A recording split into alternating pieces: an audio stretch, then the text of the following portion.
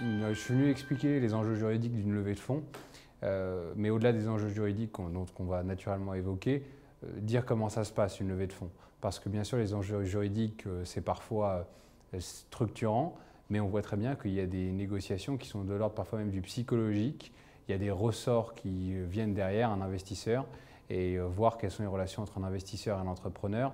L'investisseur est persuadé qu'il met de l'argent et donc qu'il a beaucoup de droits, et il a raison puisque c'est lui qui va financer le projet. Et l'entrepreneur, lui, considère que c'est lui qui a construit la machine dans laquelle l'investisseur va mettre de l'huile.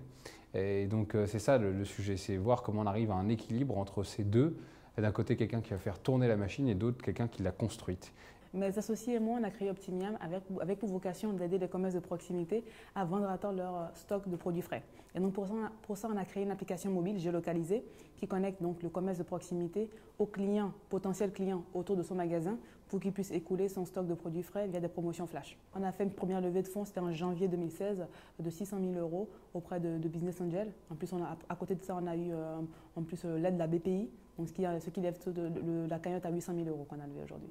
Pour être honnête, on appréhendait les rendez-vous, les questions que les investisseurs allaient se poser, mais on s'est très vite rendu compte que pour une première levée de fonds, en fait, c'est l'histoire qu'on raconte, c'est la vision que les fondateurs arrivent à faire partager à l'investisseur qui est importante. Pour une première levée de fonds, je précise bien. Donc les investisseurs ils investissent plus sur les personnes, sur l'équipe, que sur vraiment les chiffres clés, le projet, parce que dans tous les cas, ça peut être amené à shifter un petit peu pour bien répondre au marché. Optimiam s'est fait accompagner par le cabinet Alto, donc c'est vraiment eux qui ont pris en charge toute la partie juridique, et moi je relisais derrière tout ce qui était écrit pour savoir si ça correspondait aux termes qui ont été définis.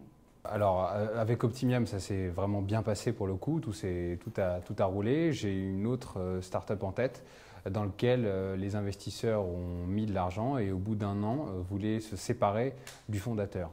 Et comme le pacte d'actionnaires avait mal été rédigé, en réalité l'investisseur pouvait se séparer quand il le voulait pour clause d'implication du fondateur. Et je peux vous assurer que quand on recueille un fondateur qui a mis des années à créer une boîte et au bout d'un an, l'investisseur décide de le harceler pour qu'il en arrive à en partir, eh bien c'est très compliqué et là ça joue aussi sur des ressorts psychologiques.